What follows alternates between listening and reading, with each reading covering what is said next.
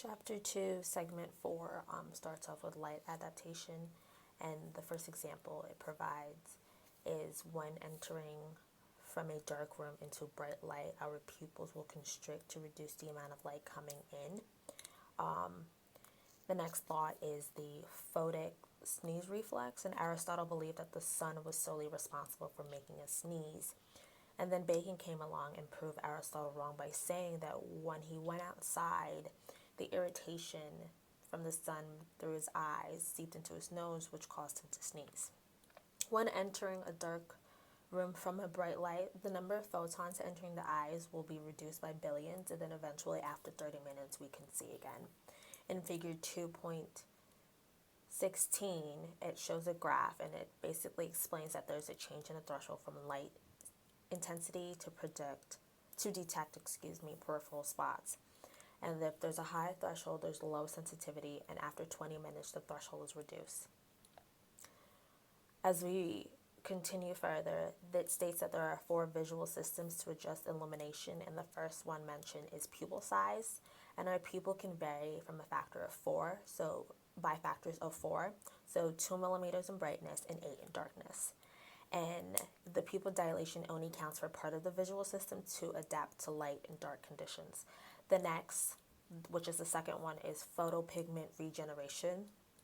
In dim lighting has a lot of photopigment available, and the cones and the rods respond and absorb it. And rods provide better sensitivity than cones, and they're very capable of detecting a single quantum of light. As light increases, the photons are overwhelmed, and the photopigments aren't able to regenerate fast enough to detect all the photons hitting the photoreceptors. So if there's a scarce amount of photons, our eyes will use all of it. If there's too much, we will throw some of it out. The third visual system is the duplex retina. Rods are sensitive to light, which was once mentioned, which is overwhelmed through background light when it becomes too bright. When background light becomes too bright, the rods are overwhelmed. And the cones are less sensitive. So their operating system is way bigger. It goes from 10 to 100 photons per second. And when the rods are too low, the cones come in and they completely take over. The last one is called neurocircuitry, and it has to do with the ganglion cells. And the ganglion cells, they fire at a maximum rate when light enters their visual field. And cells will fire spontaneously when it's on the visual field rather than off the portion of the field. And photoreceptors feeding the ganglion cells are not saturated. And the reduced problem of regulation light coming into the eye is,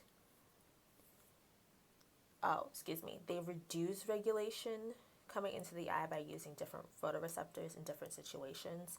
They also throw out what we don't need, and then the ganglion cells, they eventually ignore variations when there's too much light left over.